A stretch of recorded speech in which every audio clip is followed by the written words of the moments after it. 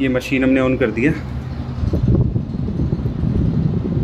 इसकी ह्यूमिडिटी हमें जहाँ पे सेट करनी है 35, 40, 45, 50, 55, 60 जहाँ तक भी करनी है हम कर सकते हैं इसको। ठीक है, ये टाइमर है, आप इसको सेट कर सकते हो। मशीन आधा घंटा चलनी है, 1 घंटा चलनी है, 1.5 घंटा चलनी है, 24 घंटे तक आप इसको सेट कर सकते हो। ये फ़ैन स्पीड है, फ़ैन की स्पीड लो है, मीडियम है और हाई है। ठीक है, इसमें मोड है, ड्राई मोड है, कॉन्टीन्यूस मोड है, एसएमडी मोड है। जो मोड आपको चलाना है अकॉर्डिंग टू स्पेसिफिकेशन आप चला सकते हो। ये जो मशीन है ये टोटल लाइन की है, जो कि ब्रांड है कैरियर का।